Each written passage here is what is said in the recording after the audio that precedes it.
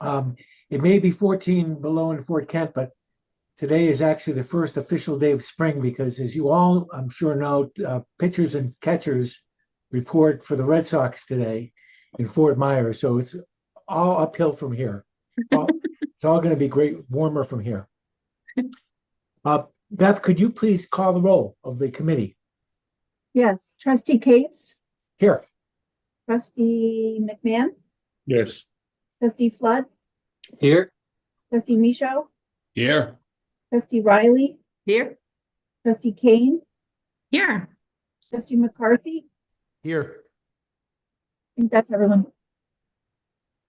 Great. And is Clyde Mitchell with us? I think he faculty. Yeah. Hi, Clyde. Good morning. Clyde's here as well, representing faculty. And I don't know that we have any other faculty members, committee members with us, or student members with us. If you do, please speak up so we'll know you're here. I don't see any though.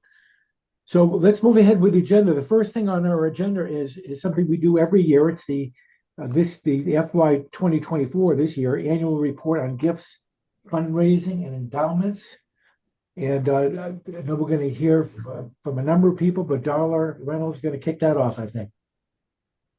Thank you, Chair Cates, and good morning, everyone. So the FY24 annual report on gifts, fundraising, and endowments is part of your materials in tab 1. And I'll share my screen in just a moment, but given that it's been a few years since I actually presented the report, and with new members on the board, I'd like to provide some brief background before diving into any details and addressing any questions you might have. First, as outlined on the A sheet, this report is informational only, so there's no action needed from the committee for this report. And fundraising efforts are actually carried out by both university staff and staff from affiliated foundations and associations. However, it is important to note that very few university staff are solely dedicated to fundraising. And this is because both UMaine and USM outsourced their development office operations to their respective foundations a number of years ago. Donors have several ways of contributing to the university system. And while the points that I'm going to talk to are not an all exhaustive list, they are the main options. First, they can make a cash gift or a stock gift, or they can pledge to give a certain amount over a period of time, known as a pledge. Second, donors can direct their gifts to either the university itself or to one of its affiliated foundations for the benefit of the university. And if a gift is made directly to the university, it's recognized by the university as revenue under the donor's name, for example, John Doe. And if the gift is made to the foundation recognizes the gift as revenue from the donor. And later, the university acknowledges the foundation as the donor for the actual portion of funds transferred to the university. And with that background in mind, I'll quickly share my screen and just highlight a few points.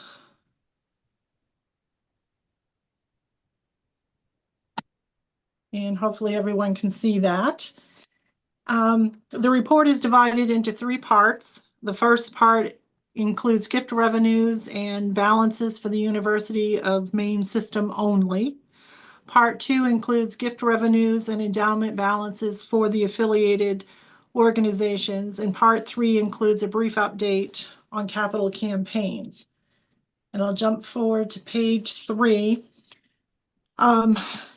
Please note that gift revenues reported on this slide, along with pages 4 through 6, are based on cash received. Non-cash gifts and outstanding pledge balances are not included as revenue. And by focusing on actual cash received, we can prioritize gifts that are readily available for use by the university.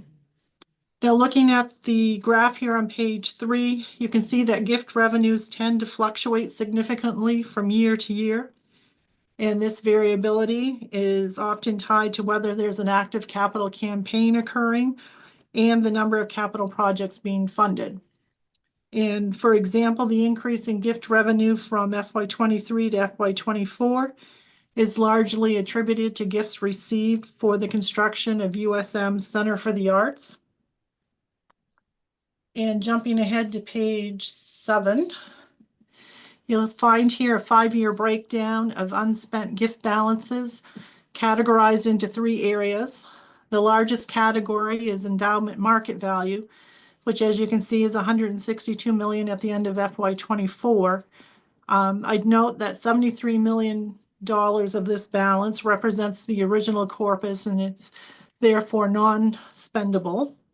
And the remaining $89 million is available for future spending in line with the university's endowment spending policy and donor restrictions that may govern the balance. Now, this slide also has unspent gift balances totaling $71 million at the end of FY24. These funds are available for immediate use in accordance with donor restrictions, which apply to most of the balance. And lastly, you do see the balance of outstanding pledges on this page, which was just $9 million for FY24. And the last note I'd like to make is for page 10. And gifts reported here belong to the system's affiliated organization, and they also represent cash received by those organizations. Outstanding pledges are not included in these totals. So we took the same approach in reporting gifts for the affiliated organizations that we took in reporting gifts for that belong to the university system. And with that, I'd ask if there are any questions from the committee. Thank you very much, Darla. Questions, comments from the group? Let me ask one if I can, Darla. You mentioned, I can't remember which slide it was, but a bunch of money that had been raised related to the Art Center at the University of Southern Maine. Yes. Is that distinct from the money that the USM Foundation raised, or is that? I thought that had been mostly foundation fundraising. Yes, it represents the amount of money that they raised and that then transferred over to the university system. Okay, thank you. Yeah. Gotcha. Other questions or comments for Darla? I'm not seeing any. I can't see everybody on the screen, so if I don't identify you, just speak up, but I'm not seeing any questions. Well, thank you very much. Okay, thank you. We'll then move on to the tab 2, and certainly related, the FY 2024 philanthropy overview from Jeff Mills, who's the president and CEO of the University of Maine Foundation, and Corey Haskell, the almost brand new president and CEO of the University of Southern Maine Foundation. And I'm not sure who wants to go first here. I think I get that honor, Chair Cates. Good morning. Good morning. Let me share my screen. I think everybody knows Corey, right? You've been on the job in your current position for how long now? I've been on the job, well, as interim since I would say the spring last year, but officially since early January of 2025 as the permanent president and CEO. Terrific. So, please go ahead. Thanks. All right. So, Chair Cates and members and friends of the FFT committee, I'm really happy to be with you today. That's me there. For many of you, this will be a reminder about the USM Foundation and who we are, what we are, why we are. We were established in 1996. USM had an Office of University Advancement, and the USM Foundation existed solely to accept certain kinds of gifts on behalf of the university. But in 2017, the USM Foundation became fully staffed and took over all advancement services on behalf of the University of Southern Maine. So unlike our friends and colleagues at the UMaine Foundation, the USM Foundation is inclusive of the USM Alumni Association and Advancement Services. So we have one 501c3, one separate nonprofit. Our offices are located in Portland. And as Roger Chairman Cates just alluded to, we did have a leadership transition. Ainsley Wallace, my predecessor, was on medical leave last year and left her position officially in September. I've been with the USM Foundation as vice president for about 8 years and was appointed the permanent president and CEO in January.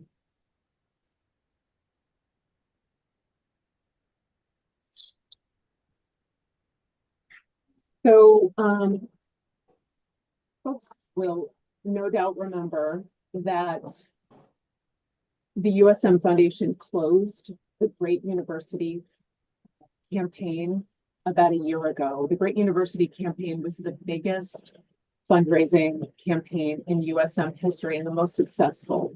USM hadn't launched a fundraising campaign since 2007 with Transforming USM. And those of you that have some awareness of college and university fundraising will know that colleges are typically in a campaign, just coming out of a campaign, or are preparing for their next campaign. So it was really unusual for USM not to have had a campaign since 2007. And the Great University campaign was highly successful. We raised $50 million and we did it in 3 years as opposed to 5 years. So what have we been doing since we closed the Great University campaign? Let me just talk to you about that. Our plan is to launch another campaign in FY28. So we're really bridging between 2 campaigns. So the first thing that we've been doing in FY24, which is our first year out of campaign, was really to close up Great University campaign priorities. Because our campaign was initially intended to be a 5-year campaign, we have some remaining priorities from that campaign. You'll remember that USM had a presidential transition in the middle of the Great University campaign when President Edmondson took the mantle, and it really didn't make sense for the USM Foundation to continue her predecessor's vision moving forward. And so because we had reached our fundraising goal and surpassed it in 3 years, we closed the campaign, but we still have Great University campaign priorities that we're wrapping up, including the Crew Center for the Arts fundraising and the risk management and insurance chair. We've also been focused in between campaigns on increasing the USM Foundation's run rate, basically ensuring that we're increasing our out of campaign fundraising on behalf of USM every single year out of campaign. Pipeline building has been a priority, particularly picking up steam over the many non-campaign years that USM had. We're working to cultivate alumni and non-alums who fit the best profile for future donors. So we're doing a lot of stewardship with our Great University campaign donors so that they're ready to be asked when we launch our next campaign. We're also leveraging new opportunities in the between years. In FY24, we had the Promise Challenge gift, which was an opportunity that came when we solicited friends for a $2 million gift to Promise, and they said yes, absolutely, if you raise $4 million into the Promise endowment. And that was an opportunity for us.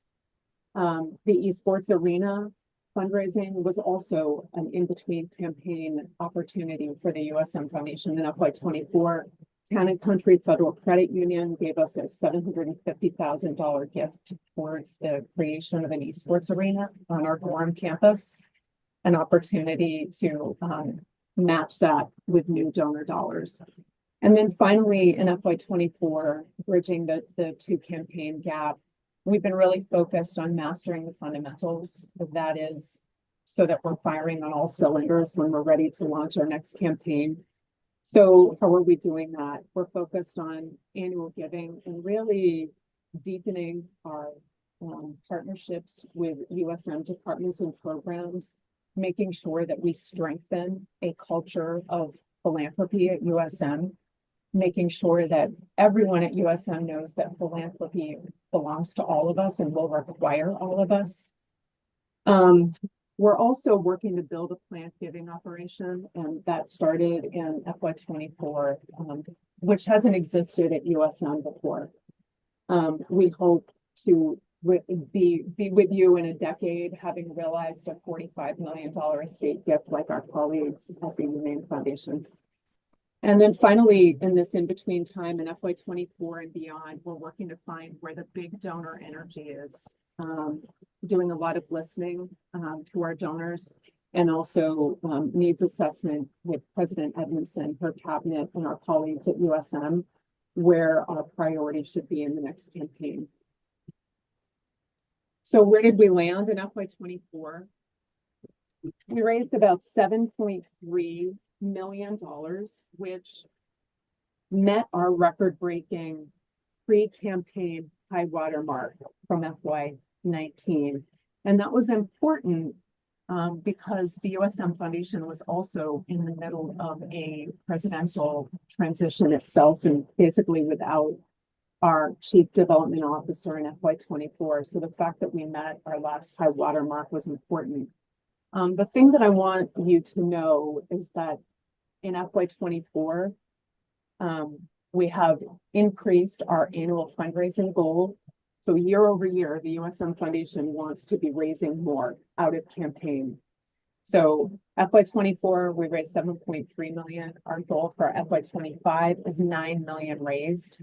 The USM Foundation met that fundraising goal at the 6-month mark in our fiscal year, which is a fundraising record out of campaign. And obviously, with now about 5 months left in the fiscal year, we expect to blow that out of the water. How did we do that? Through our $6 million, it's actually a $6.6 million Promise Scholars Challenge. We did wrap fundraising up on the MEMIC Endowed Chair in Risk Management and Insurance at $3 million. Deepening a program of excellence at USM in our risk management and insurance minor. And again, surpassing our fundraising goal at the half-year mark. And I think the final thing that I just want to preview for you really quickly is that in this in-between time between the close of the Great University campaign and the launch of USM's next campaign in fiscal year 28, we're going to be doing a lot of cultivation work and planning work, which I've already talked about and I won't say more about, but of course we'll be coming to all of you with our campaign priorities in the months ahead, and building our leadership committees so that USM is ready to launch an even bigger campaign in FY28. And my final point for all of you about philanthropy and the USM Foundation is that the USM Foundation has been building philanthropy at USM that's never existed for us before. And we've been doing a great job doing the today and tomorrow fundraising for USM, today annual giving, tomorrow major gifts. The forever part, the planned giving and creating a strong foundation of philanthropy so that USM exists and is strong forever is the part where we're really digging into. And that's one of the reasons why the USM Foundation's 10-year big, hairy, audacious goal is to increase our endowment by $100 million by the end of 2034. So you'll see us working towards that goal annually and in our next fundraising campaign so that we can build a strong foundation for USM and deepen our commitment to be a catalyst of transformation of USM. I am happy to answer questions, but maybe we should wait till the end, and I will turn it over to my colleague, Jeff Smith. Thanks, Corey. Yeah, why don't we do that? Jeff, why don't you go ahead, and then we have questions for each of you or both of you. Okay. So good morning. So good morning, Corey, or I don't know with the system if you've got my slides, but hopefully we can put those up on there. Share those, Jeff, if you'd like. Thanks. And I'll just.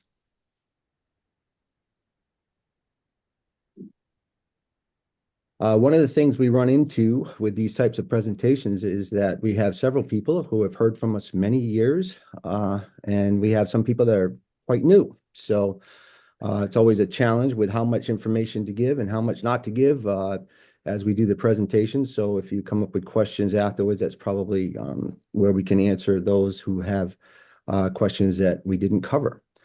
We were established in 1934. We're one of the 7 oldest private foundations for a public university in the country. As I always mention, there's lots of disagreements over who's oldest. And it depends on whether you count when they first had their first meeting, when it was first recognized by the state, etc. So we always just say top 7.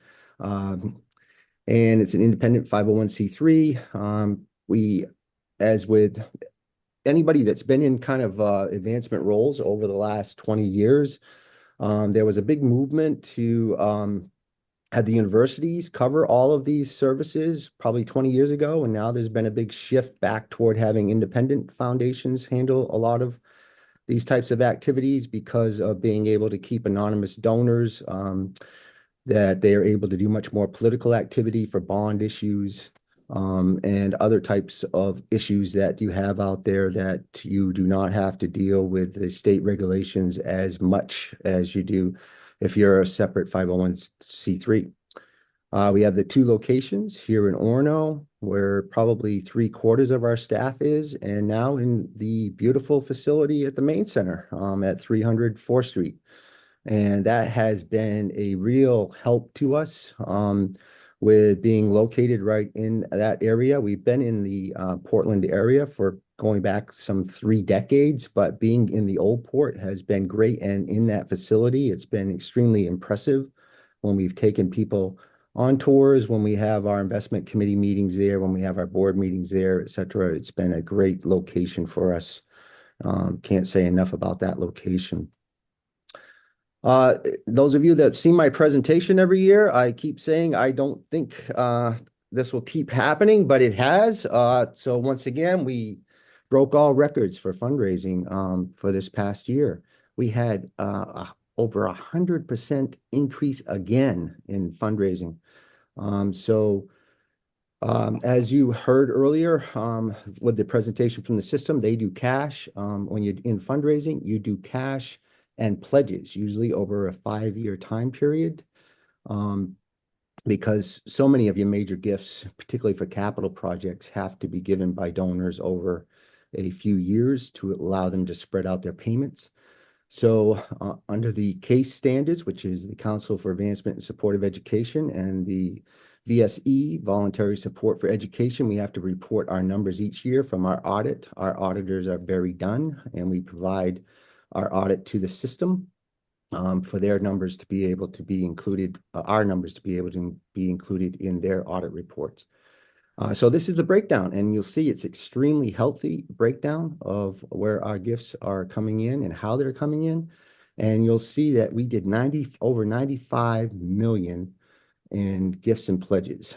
Just to give you a sense, pre-merger, before the system and the university asked us to take over the majority of the fundraising for the university, we were averaging somewhere around 20 million a year. So you can see the great success that has happened with that plan for that merger and what continues to happen with that.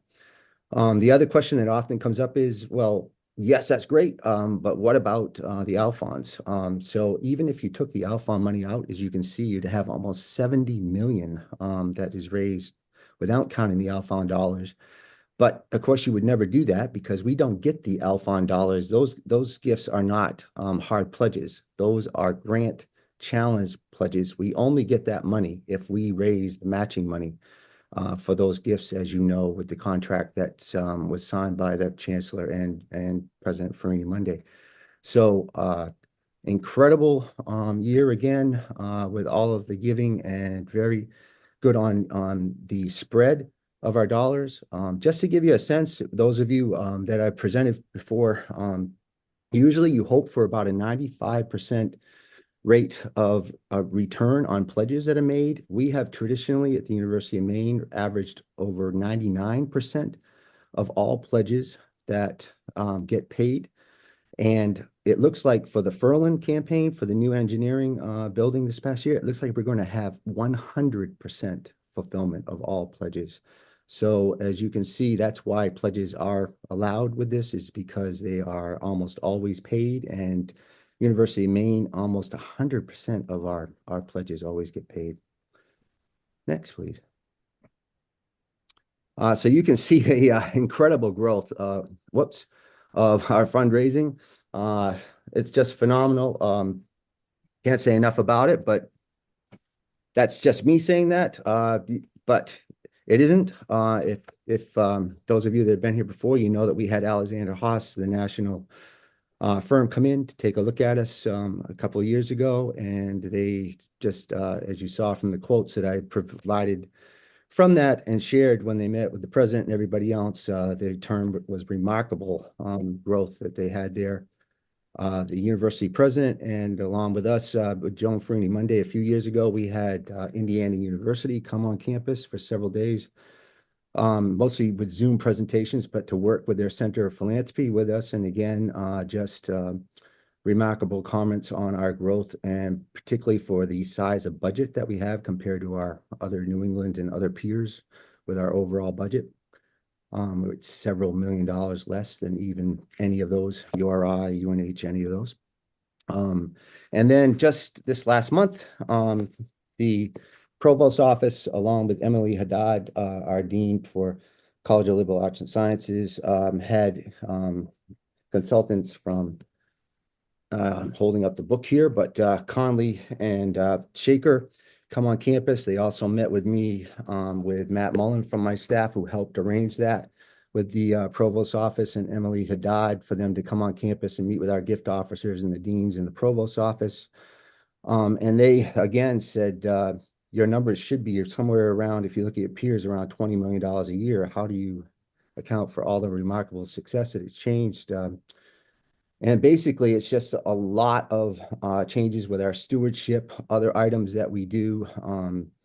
They have focus and work with the different groups. Our annual report, which I'm holding up, which I can't see, it keeps going out, but we've even individualized that now so that we have the information about the university, the foundation, but then it's individualized. On page 1, it gives each one of the person who receives this, who's in one of our giving societies. It tells you which giving societies out of the 3 major ones you're in, your fund description, what your balance is, all of those services which were not done before pre-merger.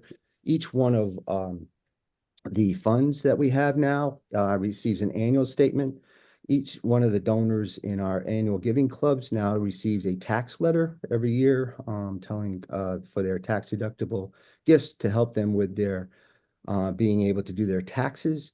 So when you take a look at all of those services that have happened, I can't say enough. We have a stewardship committee, which is chaired by Karen Busaias, with our volunteers to work with stewardship. They work with Monique Hashi from our area and Sarah McPartland Good. The amount of funds that we audit each year has increased immensely. Those letters, individualized birthday cards, holiday cards, all of those things that go out.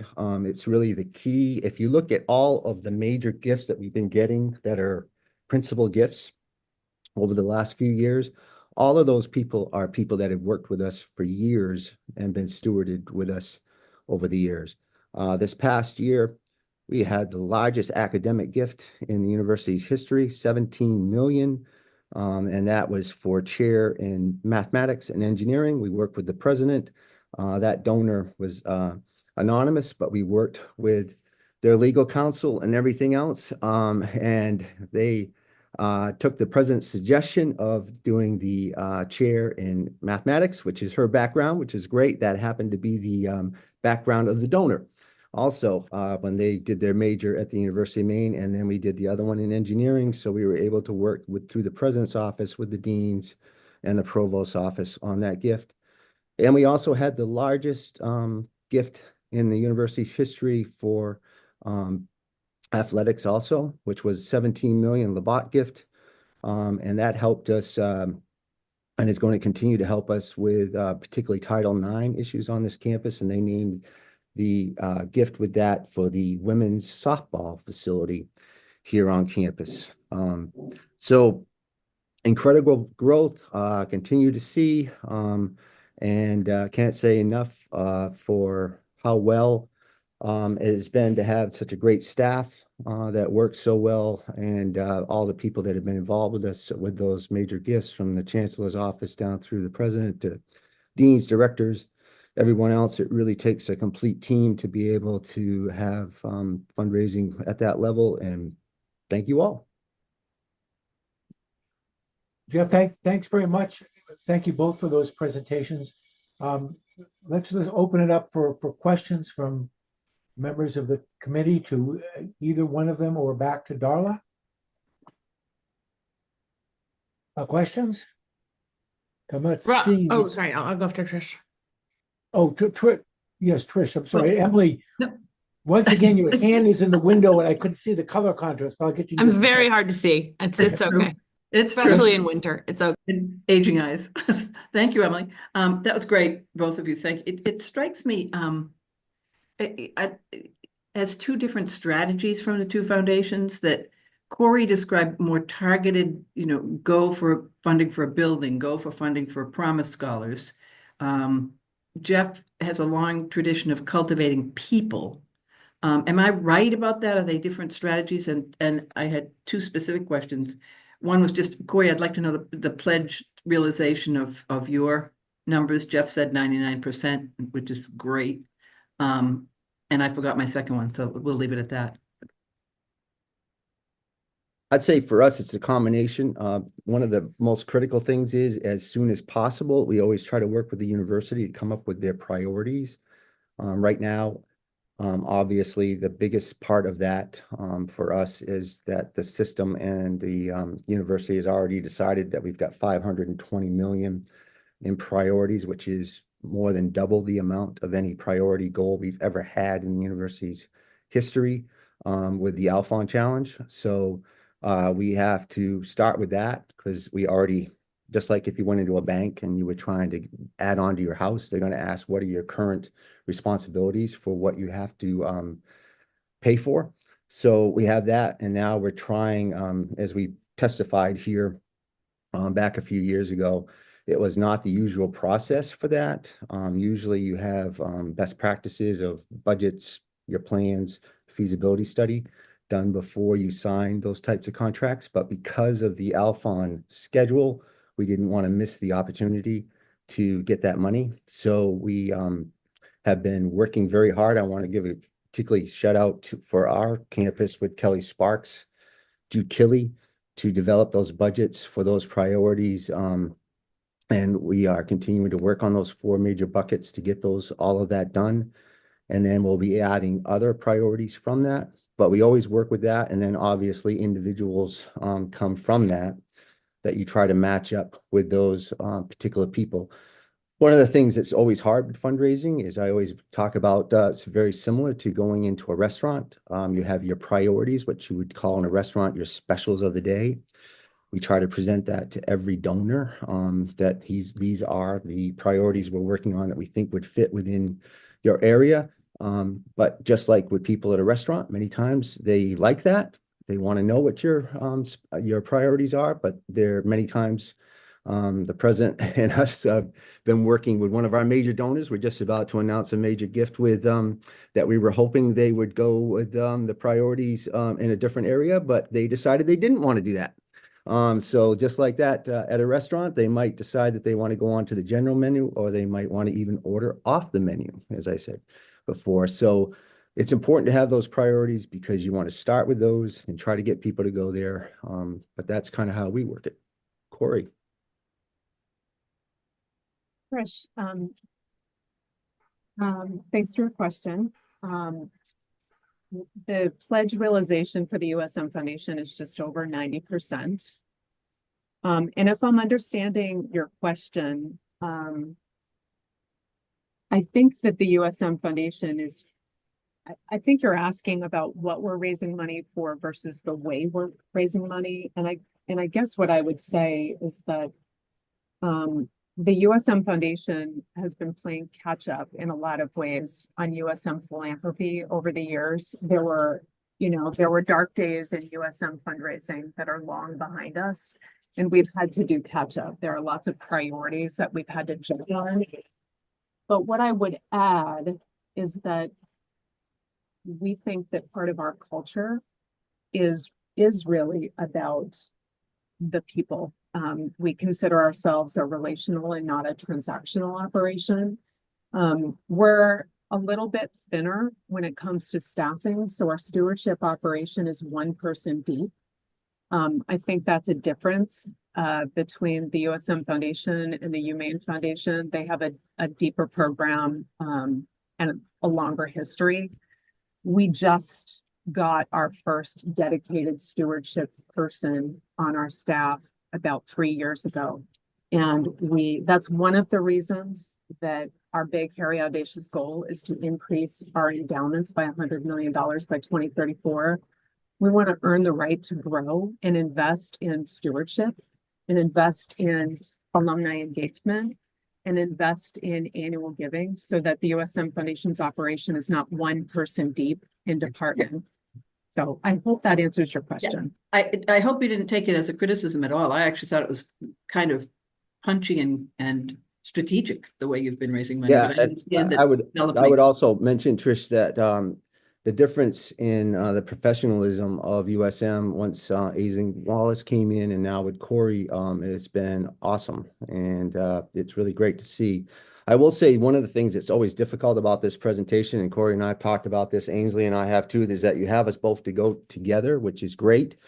But people start comparing USM's numbers to a research institution with budgets and endowments that are just so different. And then the other thing that's probably a bit that happens on our side is people start looking at overall budgets, and then they say, my gosh, UMaine has such a larger budget, but you have to look at UMaine's budget compared to other research institutions. And like I said, when you do that, you'll see that our numbers are not only great from the fundraising perspective that we've seen, but when you look at the overall cost compared to those institutions is significantly less also.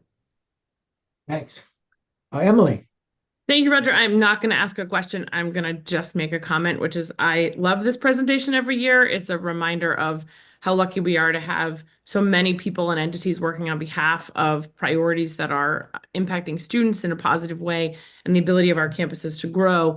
And as a matter of personal privilege, I think it's pretty great that USM Foundation not only hired Corey, which is like my best friend, but also that she's the first alum to be the president of the foundation at USM.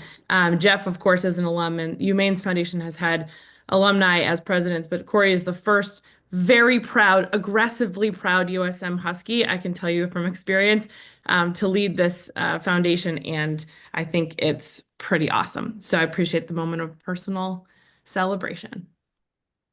Amen. Owen.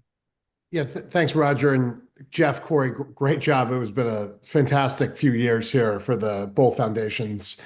My question is actually more qualitative. I'm wondering, you're out there all the time, you're talking to a lot of our biggest champions for your universities. What are you hearing that gets people really excited that's happening at USM and UMaine? And then where are there concerns or things that come up that are confusion that happens? I'm sure you have a lot of these conversations every day.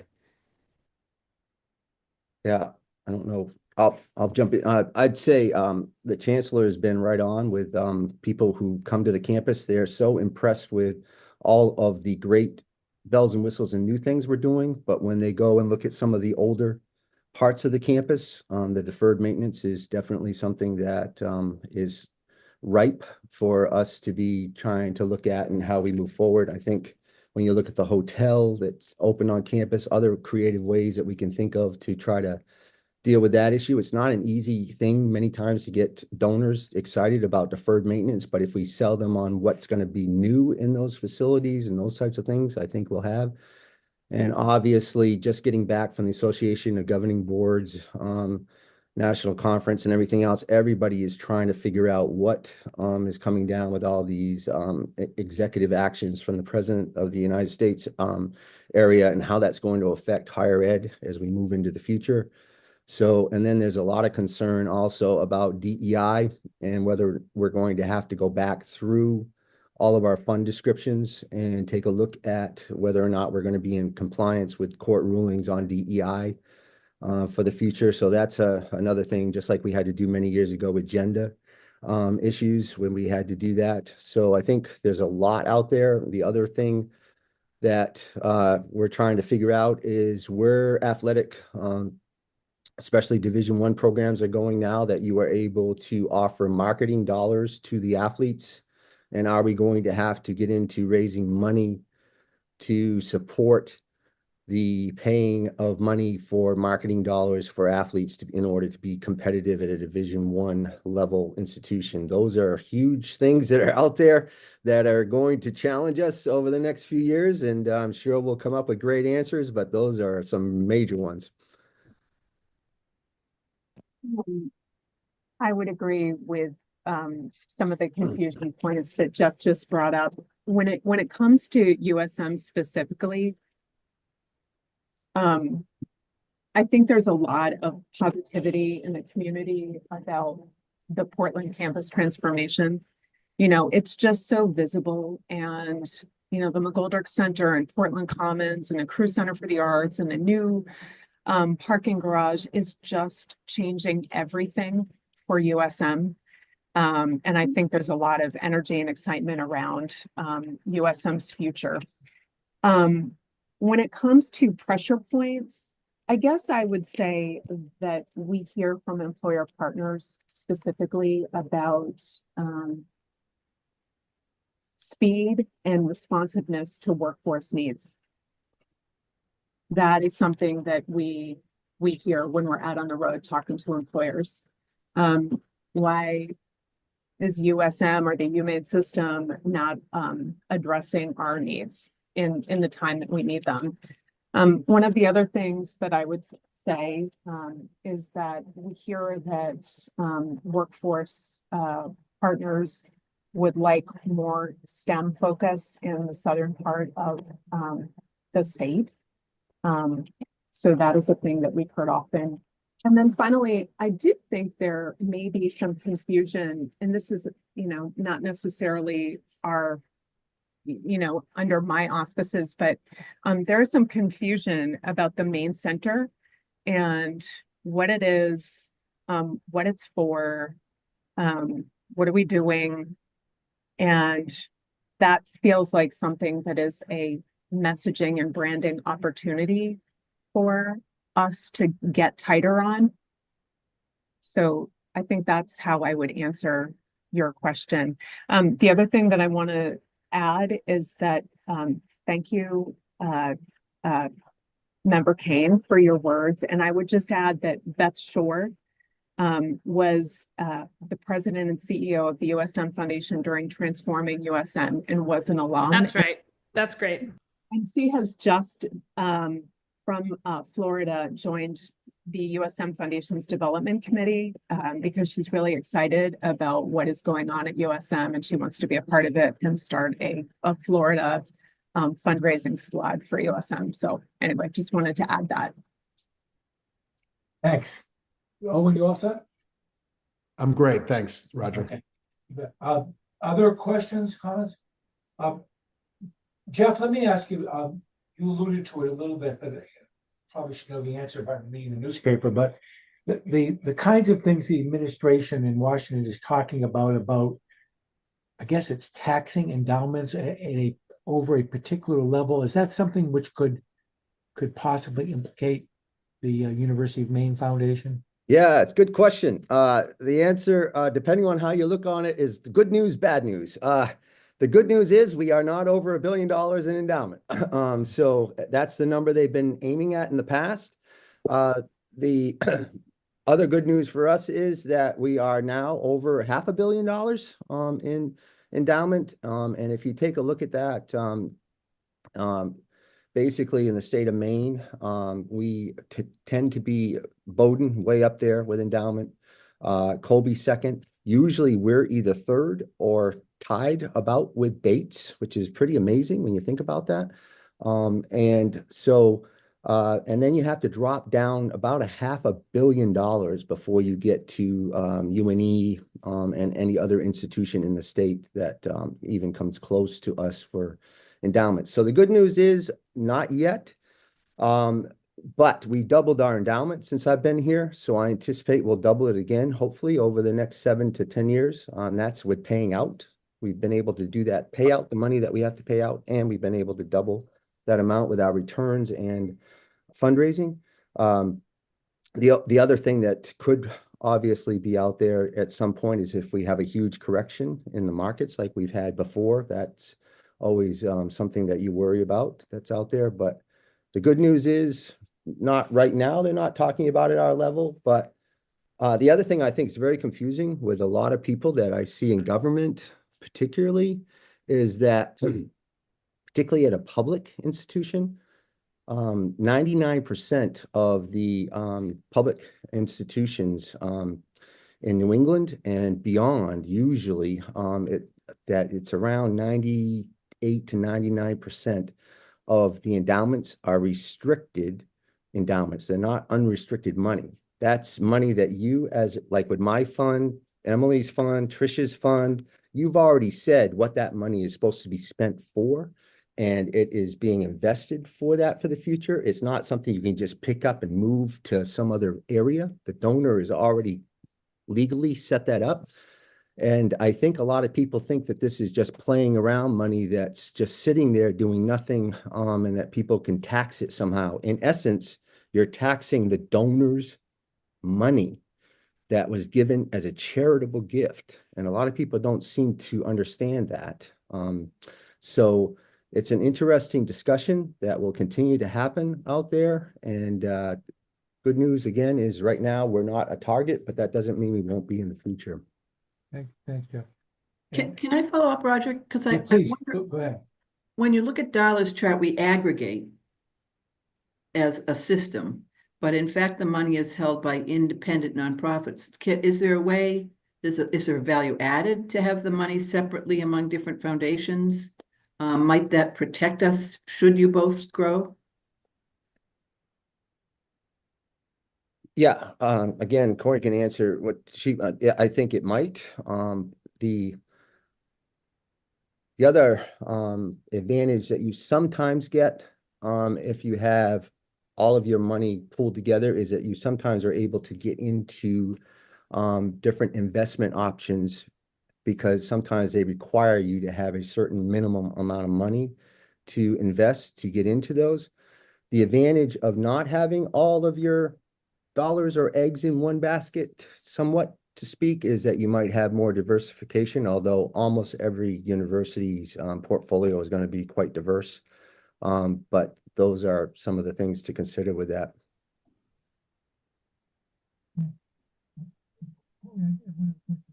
But I do think there's more firewalls if it's in a private foundation than it would be if it was in a state organization, which is what I think you're saying, Trish. Thanks.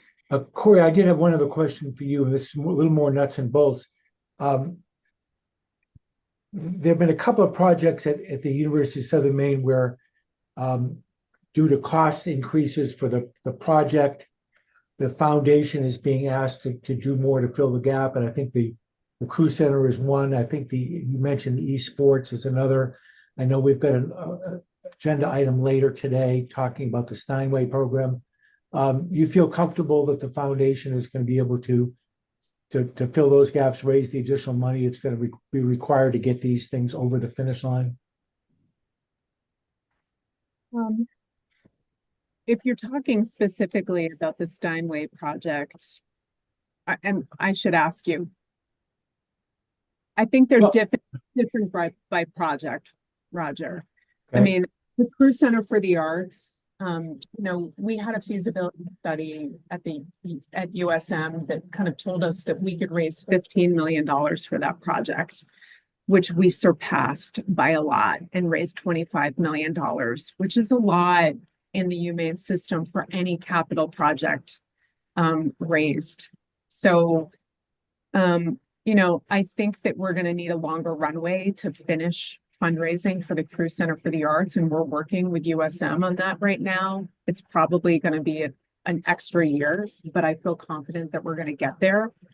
When it comes to the Steinway proposal that is before you today, what I would say is that this is a new proposal, and we've been socializing it with our arts donors, and that already we have a $500,000 verbal commitment for the Steinway project pending this board's approval to advance it.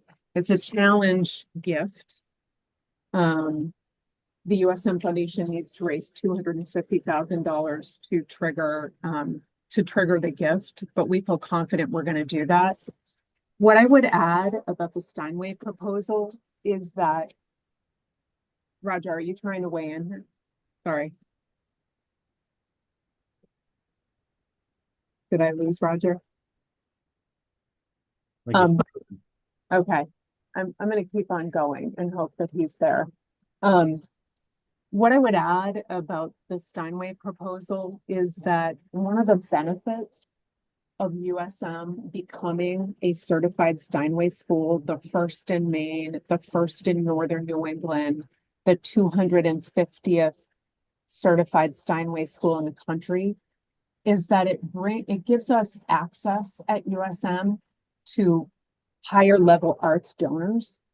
And we've been talking a lot with the folks at Steinway about what they've seen in other colleges and universities that have become certified Steinway schools. And that has almost across the board come with increased arts fundraising. So I can see what President Edmondson is trying to do here at USM. She has a strong vision for the arts and really putting a stake in the ground around the arts at USM. And we're already seeing increased enrollment, particularly in the visual arts, and starting to realize in the Osher School of Music. Like, President Edmondson is trying to create a center of excellence at USM, and the arts is something that will impact enrollment across the board at USM, we think. And so we feel confident that we will have increased arts fundraising.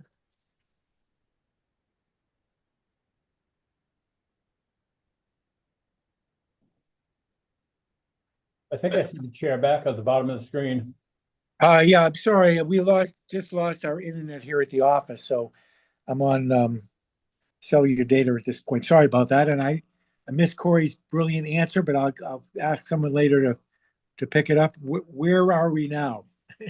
We're ready to move. We're still on. Corey answered the question. It was fabulous, and now it's back to you. All right, thanks.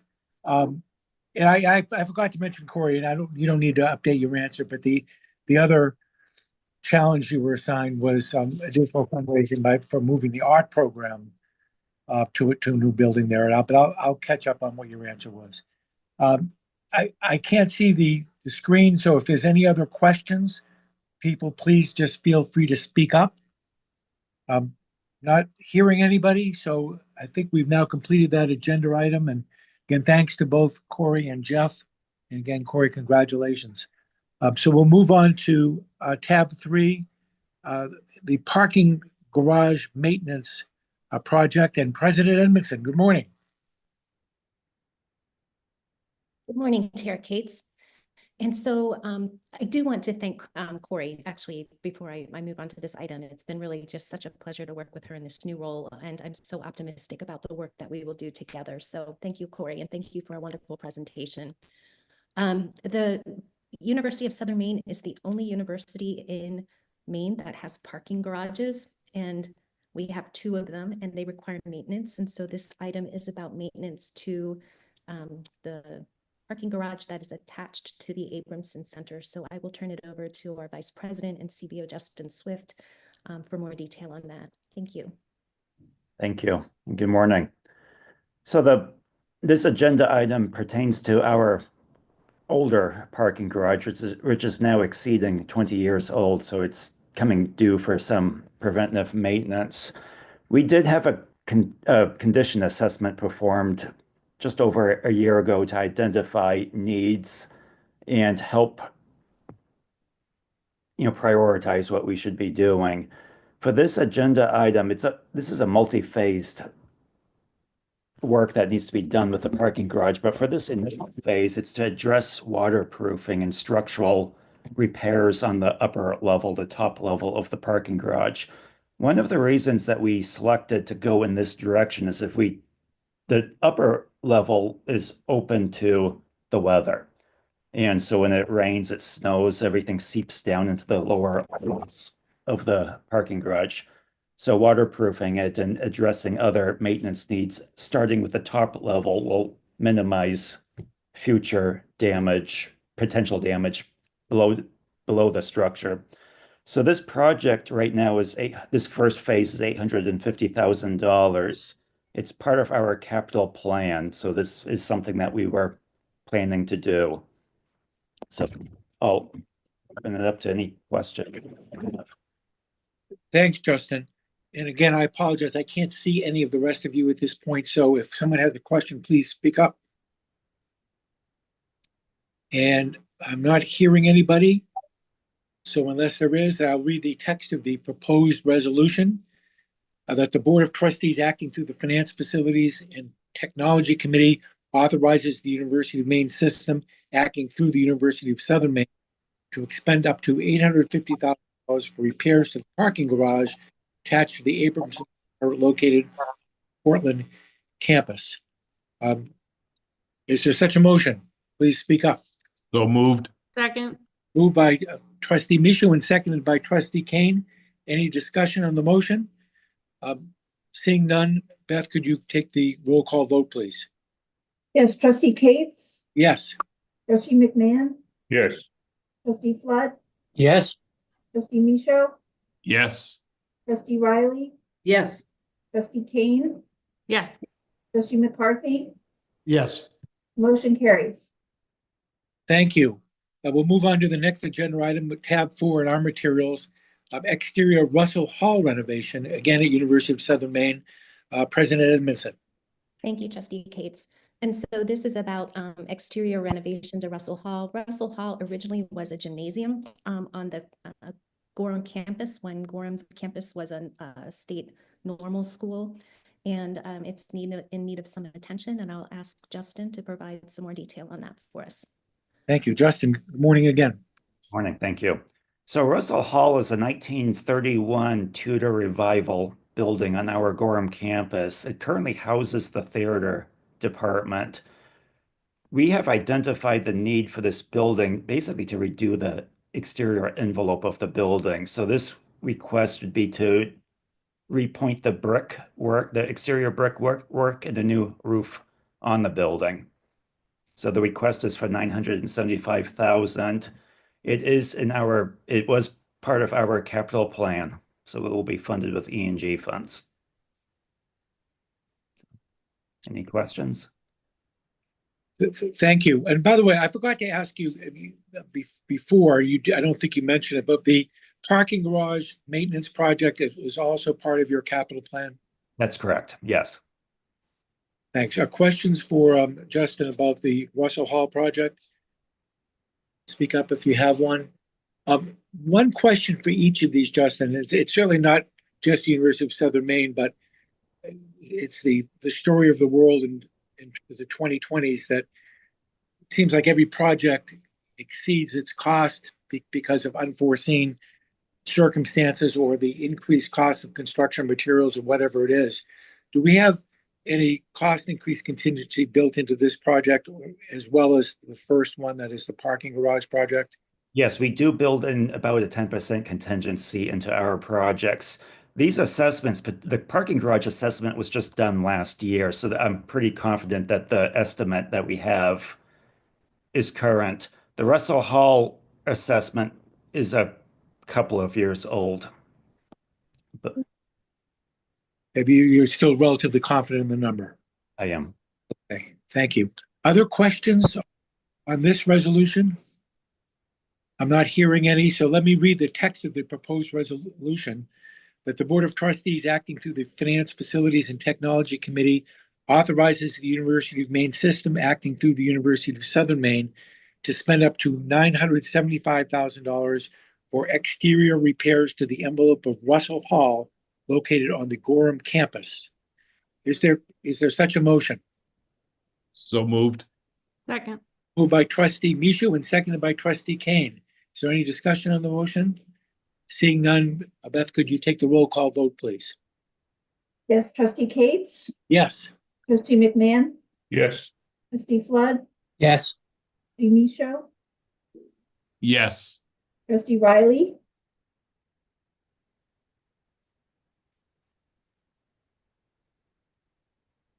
Trish, Trustee Riley, you're muted.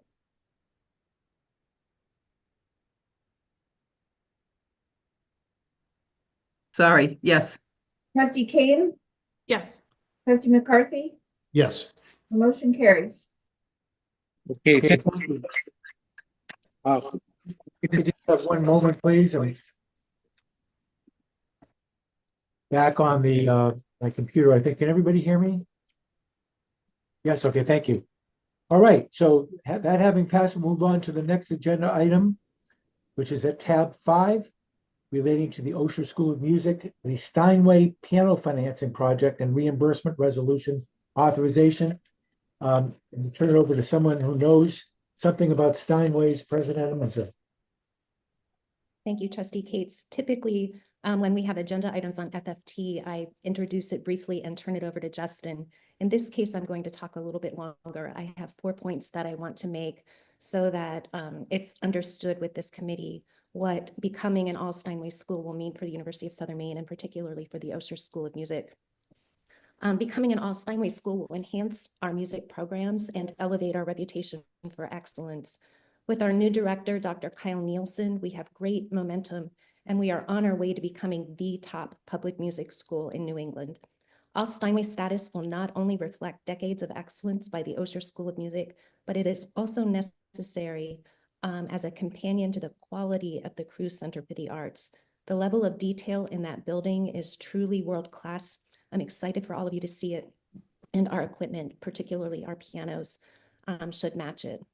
So the first thing that becoming an all Steinway school does is it demonstrates our commitment to excellence. All Steinway schools are recognized for their dedication to providing students and faculty with the highest quality instruments, ensuring an unparalleled educational experience.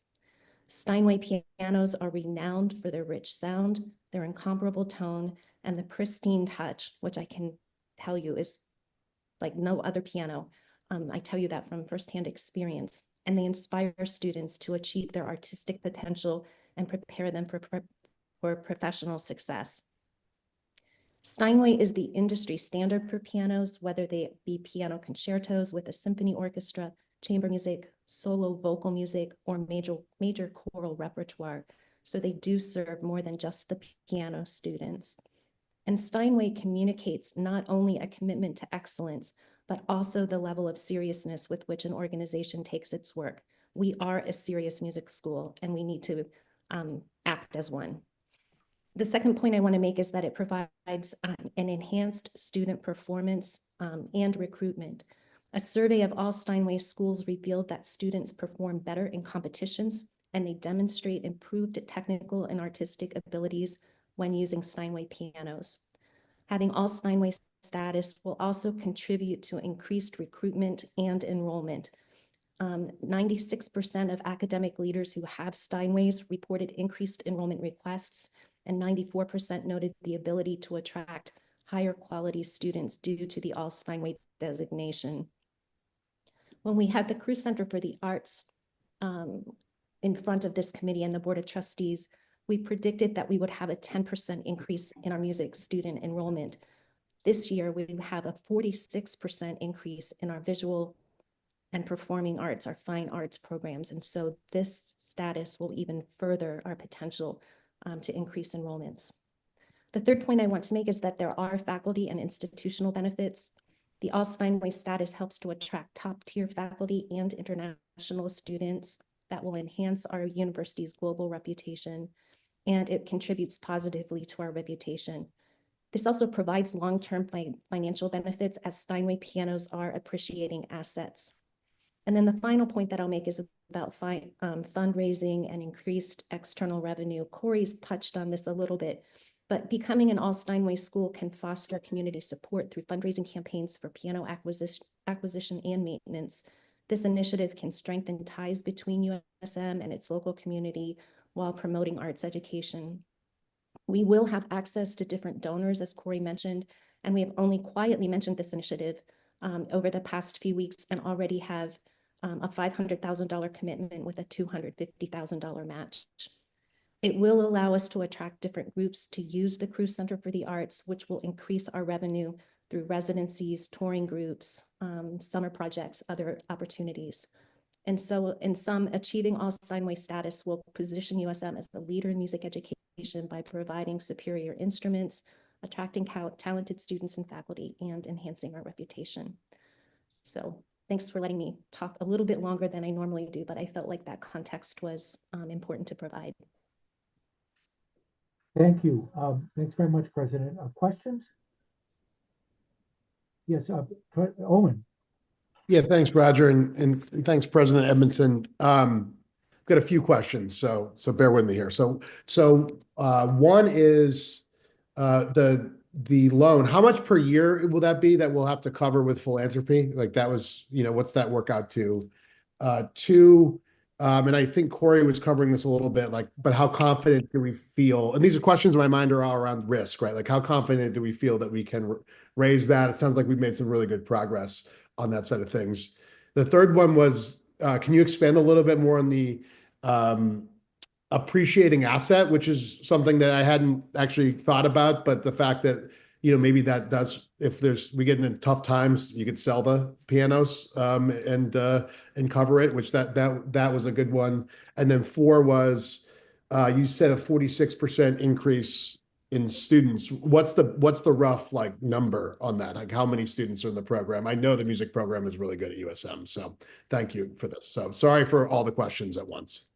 That's just fine. I may ask Justin to help with a little bit of this. We planned for 5 years of financing for the Steinway pianos. We have already built that into our budget so that we can cover it if philanthropy doesn't come through.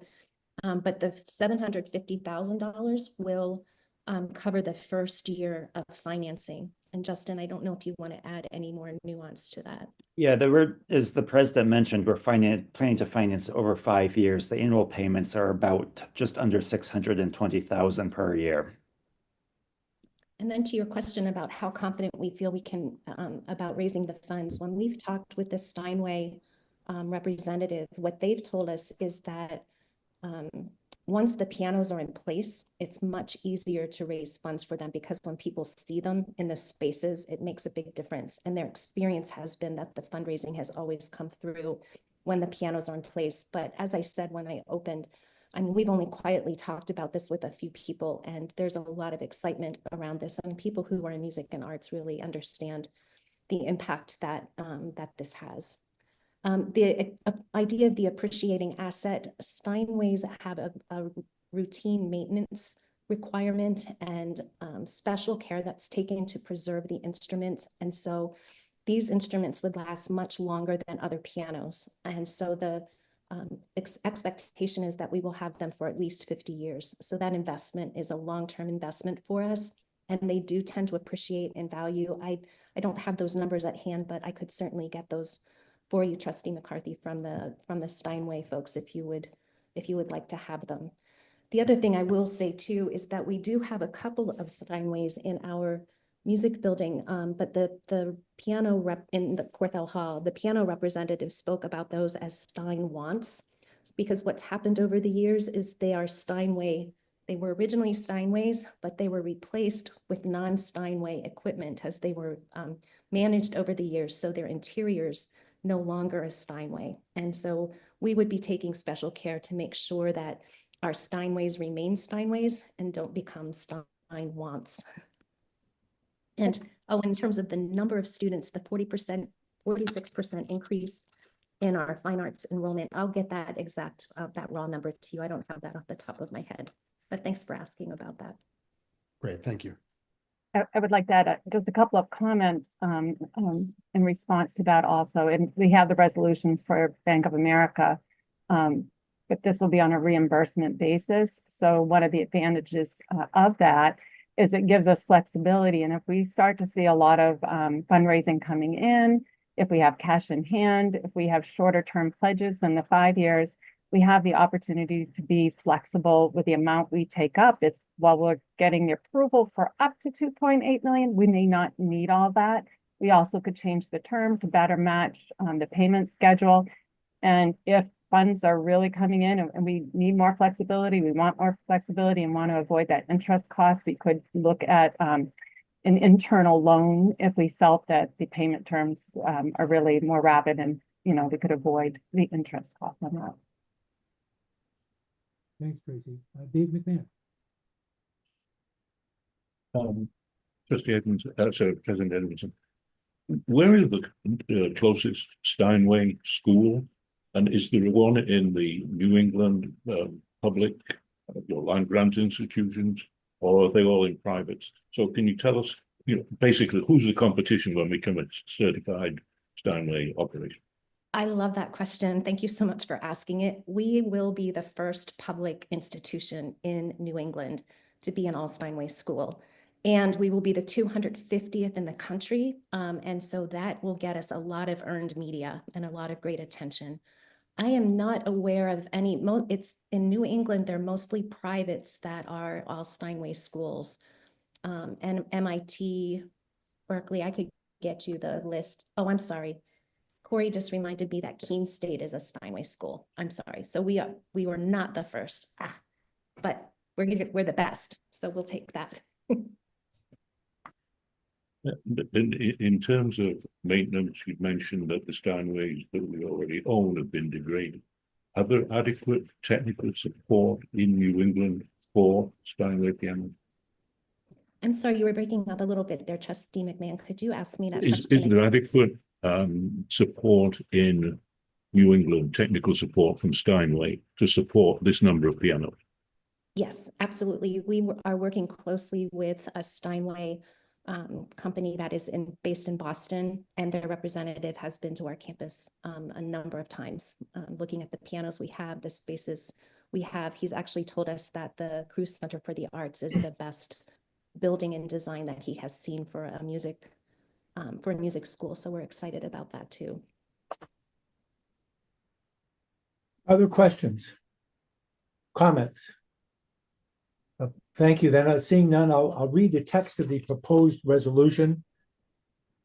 That the Board of Trustees accepts the recommendation of the Finance, Facilities, and Technology Committee and approves the financing project and reimbursement of project expenditures resolution to authorize the University of Maine system acting through the University of Southern Maine to fund pianos and related costs with a project total up to $2.8 million using financing with a maximum principal amount of debt of up to $2.8 million and declares official intent for the system reimbursement from the proceeds of tax-exempt obligations for certain capital expenditures funded by the system prior to the issuance of such tax-exempt obligations.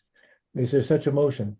So moved. Moved by Trustee Mishu and seconded by Trustee Kane. Is there a discussion on the motion? Seeing none, Beth, could you take the roll call vote, please? Trustee Cates, Yes.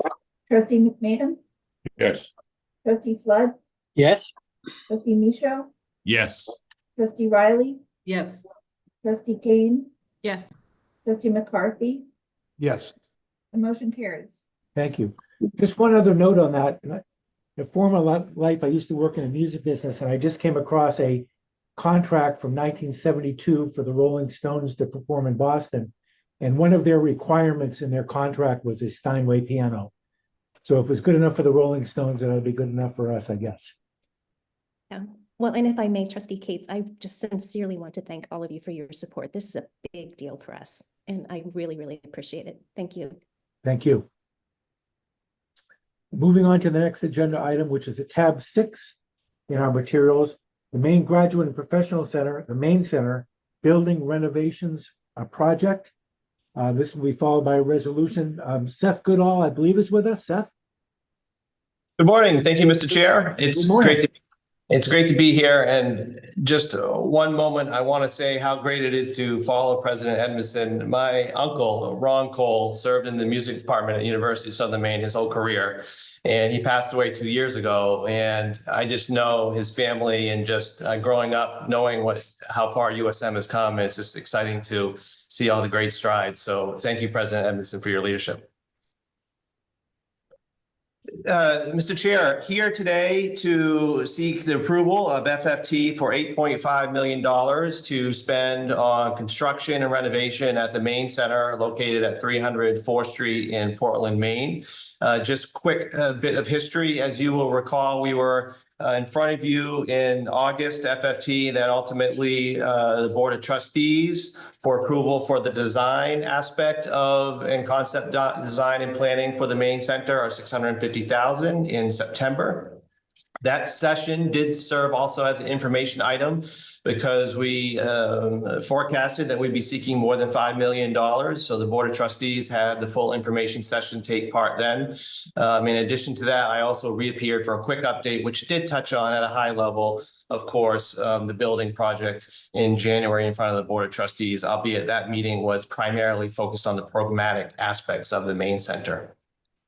What does the $8.5 million pay for, and as well as where do the dollars come from? I'll move into next. The $8.5 million is the first phase of renovations to 7 Custom House, along with some improvements to 300 4th Street. It will allow us to fund construction estimated on 2 floors. We're very pleased that we've been having great outcomes with our partners, Harriman, as well as Goody Clancy, our architects. And just last week, we selected Landry French as our construction manager at risk service. They will be starting construction, assuming we get approval through the governance channels in this summer. And then we'll have multiple phases above and beyond the $8.5 million, which will reappear, of course, for approval on. None of this could be possible without the generosity of the Harold Alfond Foundation, but the $8.5 million is coming from 3 buckets. One, $6 million from the capital improvement funds, thanks to the leadership of Governor Mills and the legislature. $9 million was originally allocated out of the $75 million to the Maine Center. Some of those funds have already been allocated and or spent as it relates to improvements to 300 4th Street in prior years. The second bucket, thanks to the leadership of President Free-Mundy, I know, as well as Vice President Jake Ward is on today, we received $2.4 million in congressionally directed spending, thanks to the Maine delegation, and a special thanks to the leadership of Senator Collins and Senator King. And the third bucket is we do have some reserves, a small amount, $250,000 in the Maine Center operating budget, which we will also move into construction.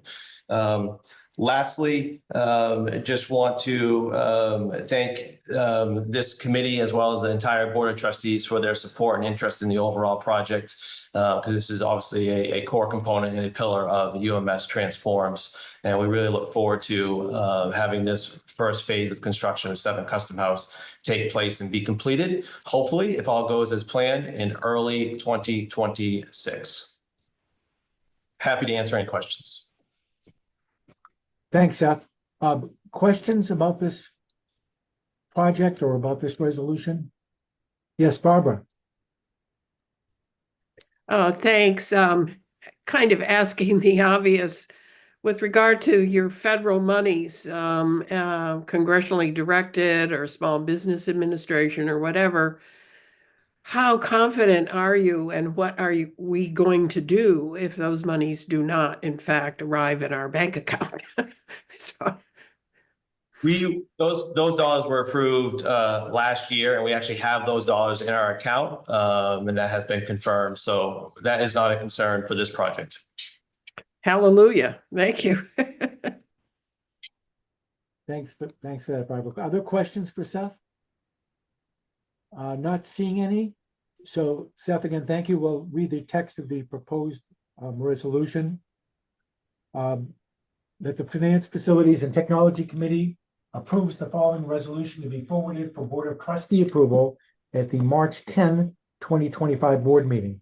That the Board of Trustees accepts the recommendation of the Facilities, Finance and Technology Committee and authorizes the University of Maine system acting through the Maine Center to spend up to $8.5 million for renovations and capital improvements at the Maine Center in Portland, Maine. Is there such a motion? So moved. Second. By Trustee Michaud and seconded by Trustee Kane. Is there any discussion on the motion? Yes, Roger. Yes, Pat, please. Yeah, thanks. I'm sorry I didn't have time to raise my hand. Thanks, Seth. And I just want to say, as far as I'm concerned, this project, we've been given as much information and updates consistently and regularly on this right from the beginning. It's a very confusing topic for some of us who don't deal with building renovation all the time, but it seems as though you've done a really nice job of keeping us abreast of a really complicated project. So thank you for that. Thanks, Pat. Yes, Mike. Yep. Sorry to my hand didn't go up fast. Yeah, Seth, you had mentioned that the money's in the account. Responding to Trustee Barbara's question, is this a HUD CDS funding? Because normally they don't give you the money; they hold it, and then you ask for the reimbursement. In this case, it is a U.S. Small Business Administration Fund. So all the funds have been transferred to us. Jake Ward is serving as the PI, but those funds were transferred in last fall. Okay, that's good. Thank you. Wow. Thanks. Any other discussion or questions? Seeing none, Beth, could you take the roll call vote, please?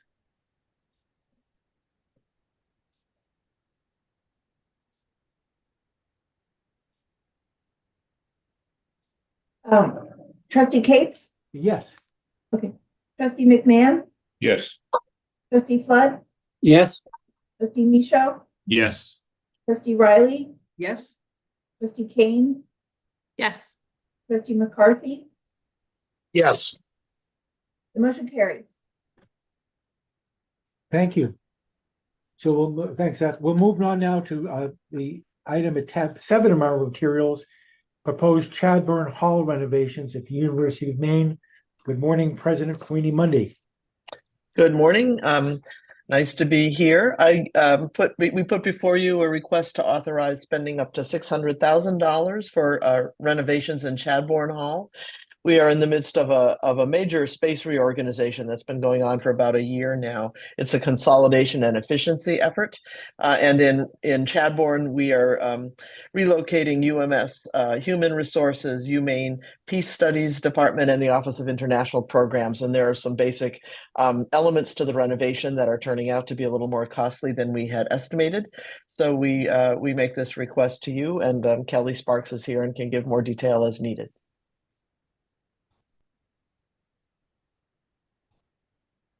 Trustee Cates, you're on mute, I think.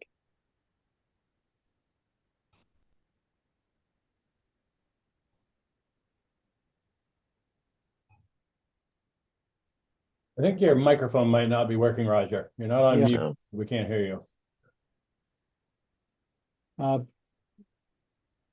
There it is. Chris, can you hear me now? Yep, you're back. Oh, good. Okay, I didn't touch anything. Chris, I was about to ask you to jump in, so you don't need to now. Kelly, would you like to say anything before we turn it over for questions? I don't think I have anything to add to the president's comments, but happy to answer more detailed questions if helpful. Okay, thank you. Questions for either of them about this project? I'm not seeing any. So then I will just go ahead and read the text of the proposed resolution. that the Board of Trustees acting through the Finance, Facilities, and Technology Committee authorizes the University of Maine system acting through the University of Maine to spend up to $600,000 for renovations within Chadbourne Hall. Is there such a motion? So moved. Moved by trustee Michu and seconded by trustee Kane. I said it. Yes, I said Oh, we it. did. Help me. Didn't hear you. Sorry. Discussion on the motion or any other questions? Seeing none, Beth, could you take the roll call vote, please? Trustee Cates, Yes. trustee McMahon, Yes. trustee Flood, Yes. trustee Micho, Yes. trustee Riley, Yes. trustee Kane, Yes. trustee McCarthy. Yes. The motion carries. Thank you. We'll move on then to our next agenda item, which is at tab 8 in our materials, proposed Orchard Trails Apartments lease at the University of Maine. And again, President Bundy. Thank you very much. We have before you a request for authorization to enter into a lease agreement with Orchard Trails Apartments in Orono. This would be to manage housing overflow that's anticipated in fiscal year 26. We have an arrangement where students will be charged for their housing, and in the end, we after those fees come in, we expect only about a $5,000 variance. So the focus here is on entering into the lease agreement, and Kelly again is here to answer questions if needed. Thank you. Questions? Is this the first project like this that we're doing, or are there other housing lease arrangements in place already? I just don't know. For the University of Maine, last year we did lease offsite space. We we used Hotel Ursa to accommodate graduate student housing, and we had a small pod in the same residential facility offsite last year to accommodate overflow undergraduate students in good standing. Thanks. Other questions? Seeing none, then let me read the text of the proposed resolution that the Board of Trustees acting through the Finance, Facilities, and Technology Committee authorizes the University of Maine acting through the University of Maine to enter into a lease agreement for 10 four-bedroom student apartments with Orchard Trails Apartments for $410,000 in FY26. So such a motion. So moved. Moved by trustee Michu and seconded by trustee Kane. The discussion on the motion. Seeing none, Beth, could you take the roll call vote, please? Trustee Kate, sorry, I had my hand up. Oh, I'm sorry, David, I didn't see it. Please go ahead. No problem. Can we make the assumption that for the budget for 2026, the assumption is 100% occupancy in existing dormitories, and that's why we're going for outside space? That's accurate, yes. Not only will we have 100% occupancy, we also anticipate exceeding that. So we will be using lounges again in the coming year if occupancy goes as it did last year and based on the current incoming first-year class enrollment. We're seeing increasing demand also for returning students on campus as well as graduate students. So it's really all of our student populations are looking because of the higher prices off campus. So we are considering all of this demand as a potential for our future housing master plan. But yes, we anticipate being at 100% occupancy, and then it will as students as usual dwindle. We anticipate about a 95% occupancy by year end. Thanks, Barbara. I was just curious, do you have dorm space on the campus or under your control that is not habitable? We have had, and I'll confess my ignorance here, prior conversations about the necessity for renovating dorms, for closing dorms that really are not appropriate or useful. Is that part of what's going on here, or is it well, is that part of what's going on here? I guess that's the question. And I'll go to Kelly with this, but Kelly, you might also speak to Machias a bit. Absolutely. So we do have one full residential facility at Machias that is closed. It is not habitable at this point. However, we have more than sufficient space available for students, although we do see increasing on-campus demand for housing at Machias this coming year. In Orono, we have only a couple of buildings that are inhabitable, and those are the U Park or the family housing development that is adjacent to campus. We have closed a couple of those buildings due to age infrastructure. We're actually looking to convert part of those into childcare facilities through deferred maintenance or improvements to those facilities. On campus, all buildings are currently habitable. They are, though, as you suggest, Trustee Alexander, our average age of our facilities is over 64 years old, and our newest one was built in the 90s. So a part of our deferred maintenance improvements on campus will include housing, including basic systems, plumbing, HVAC systems, but also improvements to make the space more competitive with our New England land grant peers. Thank you. Any other questions or comments on the pending motion? Seeing none, Beth, then could you take the roll call vote, please? Trustee Cates, Yes. Trustee McMahon, Yes. Trustee Flood, Yes. Trustee Michaud, Yes. Trustee Riley, Yes. Trustee Kane, Yes. Trustee McCarthy. Yes. The motion carries. Thank you. We're running well ahead of schedule, by the way. So we'll move on to our next agenda item, but tab 9, the Cates Recording Studio renovation at UMA. President Cushman. Good morning. President Cushman isn't here, so I'm standing in and in good efficiency to keep this train moving. I'm going to turn it over to Eiley. So thank you. Thanks, Joe. Thanks. I'm here with Provost Zakis today to request approval to spend up to $600,000 for our Cates Recording Studio renovation. The project's in the design stage with a budget of $75,000 from our FY25 E&G capital funds.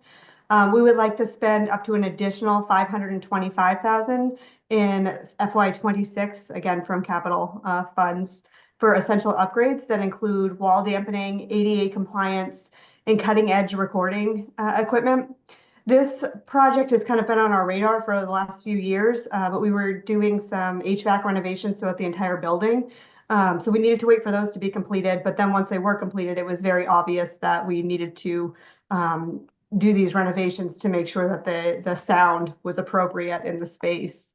So UMA is committed to providing our students with the state-of-the-art resources that align with industry standards and workforce needs.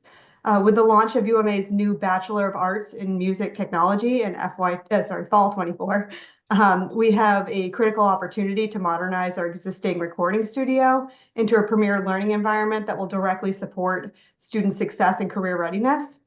The project aligns with Goal 4.1 of UMS's strategic plan, enhancing system-wide collaboration in online education and music technology. And it supports Goal 3.2, optimizing infrastructure to ensure that our artistic and performance spaces are efficient and industry relevant. The renovation will bring the studio up to National Association of Schools of Music accreditation standards without increasing our existing footprint, because all we're doing is renovating the space that we currently have. So with your approval, we would complete the design phase in this coming spring with our FY25 funds, and then begin the renovations in the summer and welcome students into the upgraded space before the end of the year. So with that, we'll pass it over for questions. Thanks. Questions about this project? Seeing none, I'll then read the text of the proposed resolution. That the Board of Trustees, acting through the Finance, Facilities, and Technology Committee, authorizes the University of Maine system, acting through the University of Maine at Augusta, to spend up to $600,000 to renovate the Cates Recording Studio using EMG funding. Is there such a motion? So moved. By Trustee Michaud and seconded by Trustee Kane. Any further questions or discussion on the motion? Seeing none, Beth, could you take the roll call vote, please? Trustee Cates, Yes. trustee McMahon, Yes. trustee Flood, Yes. trustee Micho, Yes. trustee Riley, Yes. trustee Kane, Yes. trustee McCarthy, Yes. motion carried. Thank you. Again, we are running ahead of schedule unless I hear any dissent, but why don't we keep plowing ahead and we can hopefully even end a little bit early today. Mr. Chair, Yes, Ryan? I was wondering if I could just take 2 minutes right here since we're running ahead, just to note, you know, when the trustees and the administration started this work on facilities and, you know, more than a decade ago, and we started working with Gordian and others and really assessed the hole that we found ourselves in, really, really discouraging because it's so hard, it takes so long to get out of that. And we talked very specifically with this board when the chancellor came in about a 4-part strategy, that we couldn't just go to, you know, that our strategy typically was we just go to the state and we ask them for a bond, and if we're successful, great, and if we don't, then we wait until 2 years from now. And we are now in the window where we have gone the longest in the history of the University of Maine system without a state general obligation bond. And so clearly we had a need to change from that strategy. And what we talked about was diversifying that funding source. And as we were going through these items, you know, all of those boxes were checking. We talked about the things that we needed to do with philanthropy, and we kicked off the agenda talking about that. And we had several items where we used those resources. We talked about the need to get our federal partners involved, and we saw that routinely. We're regularly talking about CDS and support from our federal delegation. We talked about getting the state being a more active partner, and we were able to secure $75 million in debt service, and we've had a couple of items that have touched on that. But then we also said that can't be the answer. We have to do this on our own. We have to budget for deferred maintenance, and we put in plan a place so that campuses would have resources to do that. And I mention all of this because we have 4 agenda items today. They're not sexy. They are all focused on deferred maintenance. They are all under $1 million. So the trustees, if you're not here today, you will never hear about these again unless they pop up in a paper somewhere. But it's exactly the plan that we said we needed to execute, you know, a decade ago. It's what we said we needed to execute 5 years ago, and we're certainly not across the finish line. But you know, just looking through the agenda for the opportunities that were there to talk about, you know, here was 4 items that are making a difference that will get no publicity whatsoever. And so I did want to pause and just acknowledge that great work, acknowledge the campuses that are making difficult choices. It's super easy to kick deferred maintenance to the side of the road and not make difficult budget decisions. And so just really want to appreciate all that hard work and acknowledge it while we're at this point in the agenda. So thank you. Here, here.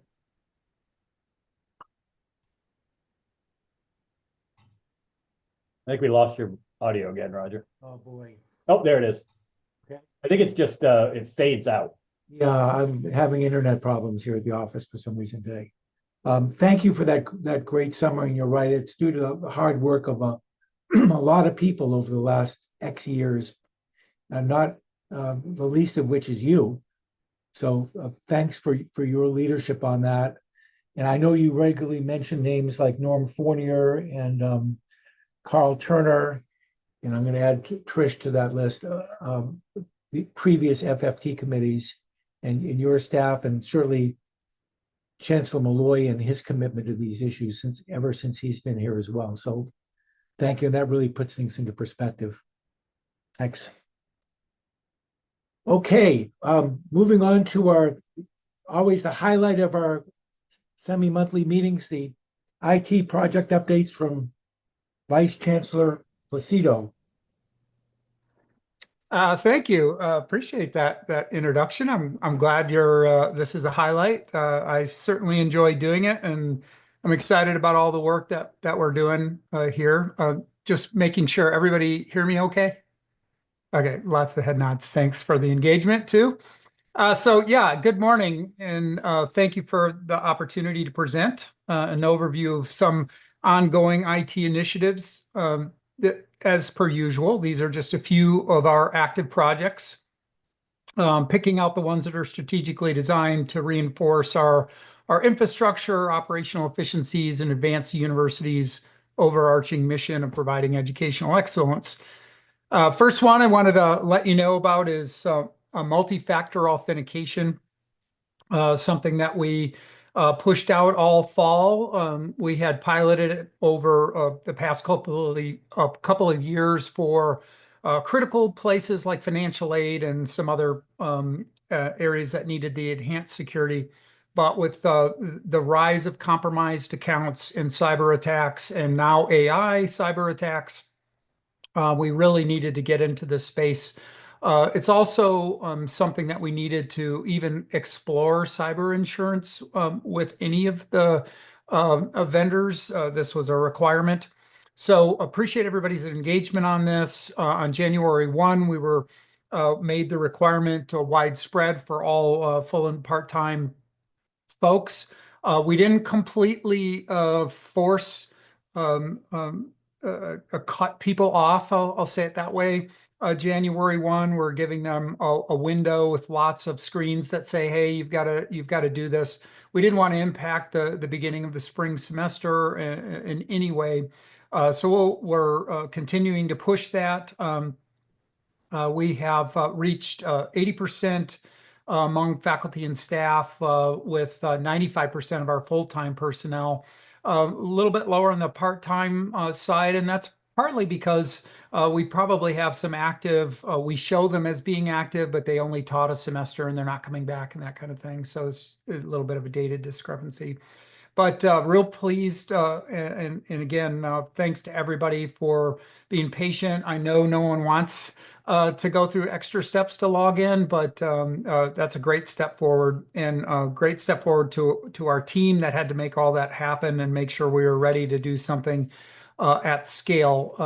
So it's one thing to roll out multi-factor for a couple of thousand specialized accounts. It's another when it's 40,000 people logging in multiple times a day. So another really big project that we completed was rolling over a wireless network. That doesn't sound very exciting, but we've had a network called Tempest for 20 years.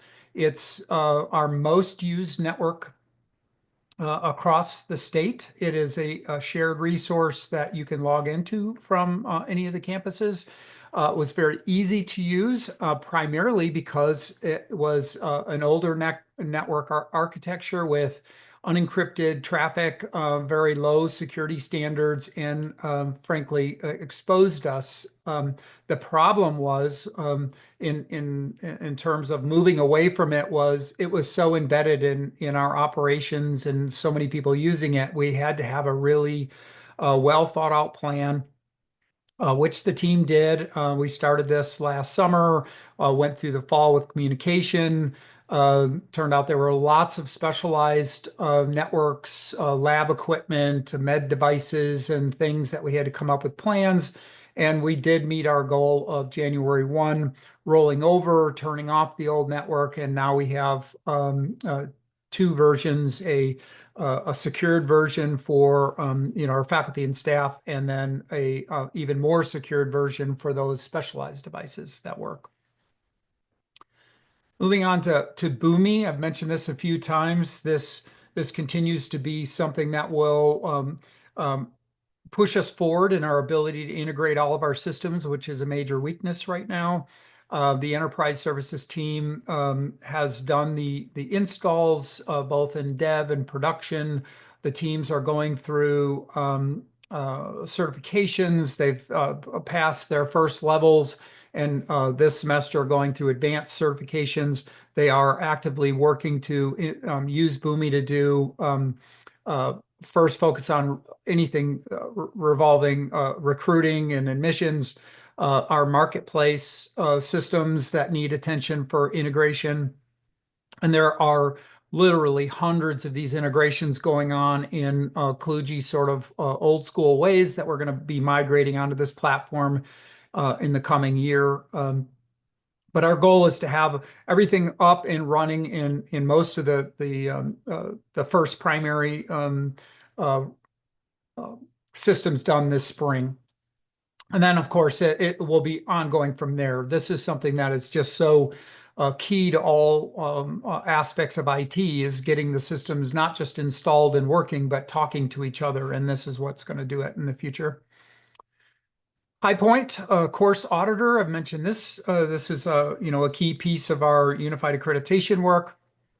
We did been working through the fall with the registrars and the degree teams at each of the campuses. There's lots of work in sort of data cleanup. We're continuing to do that, providing more training with the new vendor directly to the campuses, both in groups and in one-on-one. Our aim is to have all of that work done this spring, although just as a note, UMF has a lot more work than most campuses to do because of their 4 to 3 credit hour migration years ago. Still has a lot of degree cleanup, but they are, have engaged and are working through that, and expect to have their work done not too much longer than spring, maybe sometime in the summer, but we're still on track for fall. Unified Course Search, real excited. Again, this is a part of the Unified Catalog work and a major piece of it, so that not just internal students, but external students will have a place to go and look at all of our courses across the system with a high degree of accurate data on the back end to know which courses are available when and what will meet their needs and so forth. Again, we expect to complete this project in the spring.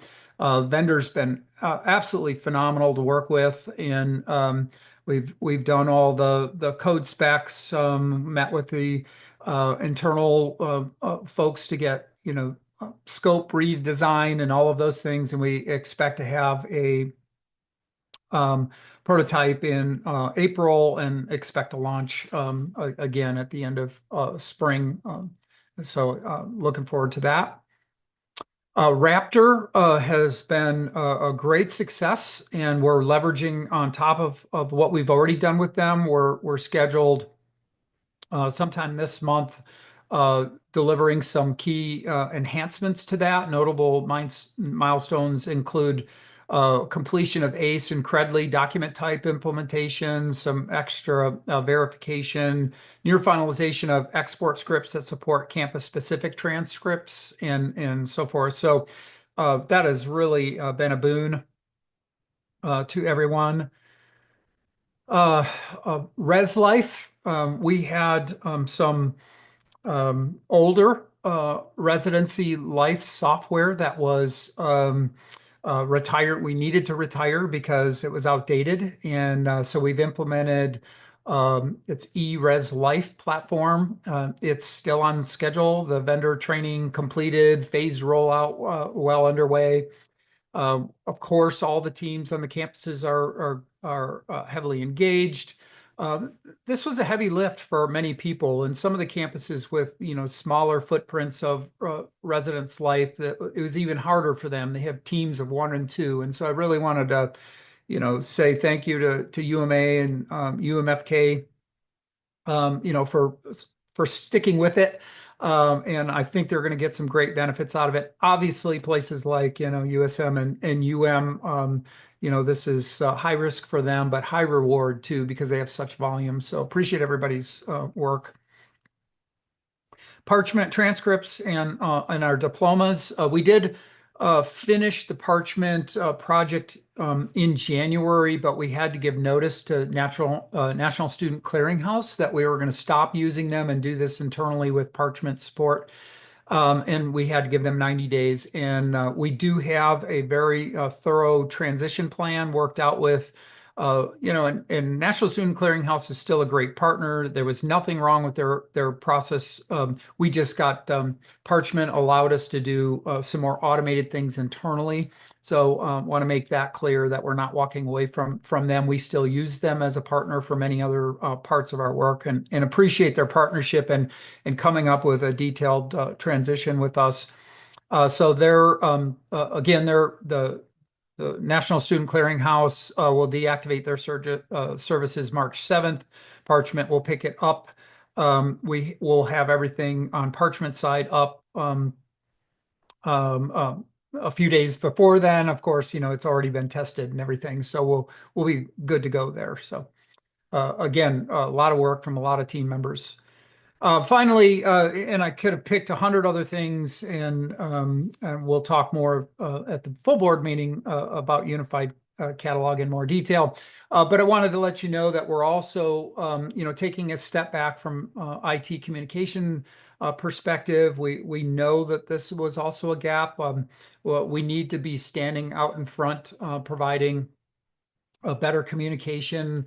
And what better means, it's not more emails. We're really trying to figure out how we can engage with our colleagues across the system in a way that works for them, so that they can be updated in all the changes and things that we're trying to do. Be involved in where the strategies are, which you already see from all the projects. We can't be successful if we don't have great partnership and engagement. We're rolling things out as fast as we can, updating old systems as fast as we can. We just rolled out Zoom AI Companion as a part of our communication project. We felt like that was something that needed to be prioritized because it is such a boon for people who aren't using something like Otter to improve communication in terms of meeting minutes and transparency and follow-up and summaries, and even team effectiveness. Those note-taking systems are such a great improvement. Again, this is just a small sampling of all the projects that we have going on. So many great partners out there willing to stand up and get things done with us. And I appreciate everybody's help and willing to and happy to take questions now. Robert, thank you very much, as always. Questions from anyone for Robert? I'm not seeing any. So thank you very much. And we'll see you in Orono. And last on our public agenda is the usual feature of the strategic plan update.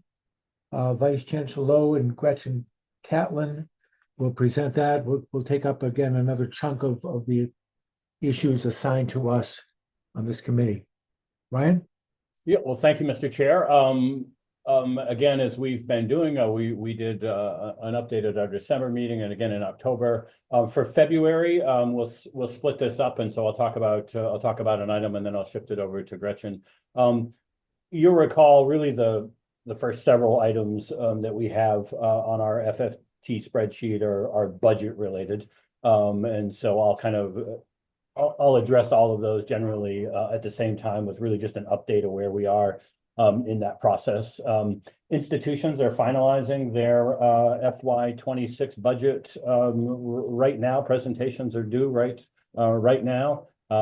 We'll be doing public presentations on March the 19th in this committee, a full day session on YouTube. So for all of you out there that don't participate and want to follow along, we'll be doing that on the 19th. The committee will be back in work session in mid-April, and then we'll be bringing the budget back to you for approval in late April, early May, and then eventually to the board. All of those provisions in the strategic plan that talk about realistic budget assumptions and enrollment targets and all of those, executing all of those, and look forward to rolling those out to trustees in this committee over the course of the next few months. I have one more that I just wanted to reference, and that was the very last one on our tracking sheet, which deals with additional resources in mental health. It's also one that is over on ASA, and for those trustees who participated in multiple committee meetings over the last 10 days or so, you heard that update about the mental health work, both at ASA, and I think we heard it again at LRHR earlier as well. So I won't go through that again, just to say that that's a space where we're obviously very active in. And so let me throw the second part of our update to Gretchen. Thank you, Ryan. So for my update today, I have two categories to review with you. The first is FS 3.3, Energy Management and Cost Control. You may recall last time I gave an update on the Q1 report for the net energy billing. This is the Q2 update. So in Q2, we have $885,834 in savings, and that brings our grand total to 7.6 million in cumulative savings since we joined the net energy billing program. Looking ahead, I do want to highlight we are expecting higher electricity costs, particularly from CMP. We are looking to offset those increases in electricity cost through the natural gas expenses, which are expected to actually go down. So that will help offset those energy increases. Moving forward, looking at goal EIP 1.2, strategic real estate and instructional site review. I just wanted to highlight here, we continue to perform quarterly real estate reviews with each campus. Those are meant to ensure that we are aligned in terms of property acquisitions, dispositions, and leases. Furthermore, you may recall the offsite campus location report that was conducted. We're using these meetings to help make sure that that report also stays well updated so that you can have it at a moment's notice. These ongoing reviews allow us to continuously evaluate and right-size our real estate portfolio and also help make data-driven decisions. Sorry. So that finalizes my update for this morning. Happy to answer any questions you may have. Thanks, Gretchen. Questions for Gretchen or for Ryan about what we just heard?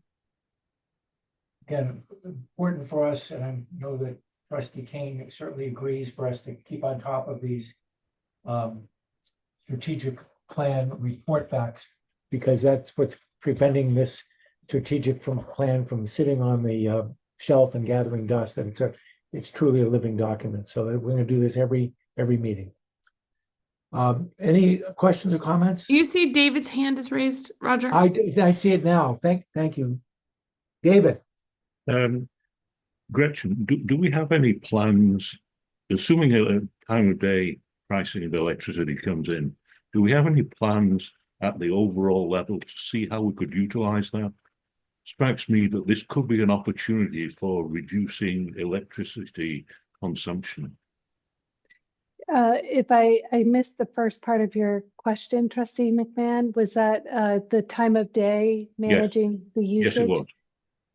Yes, we are working with CES on that data. So we're working on gathering data on the time of day usage and getting those reports so that we can start making those informed decisions. We also know that during vacations and the summer, we typically have lower energy costs because there's fewer people on campus as well. So we'll work on getting more data around that. Yes, Barbara. Barbara, can you Thank hear me? you. Just to remind folks, the public debate about time of use is pretty directed to residential customers.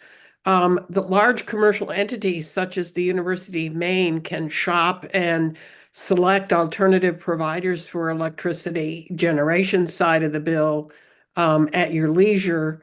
Whether or not any of those entities actually offer time of use, I'm not aware. But it is not a normal product that you can get from the wholesale market at this point. We are working we have a third-party vendor that helps us shop the market to get the best rates.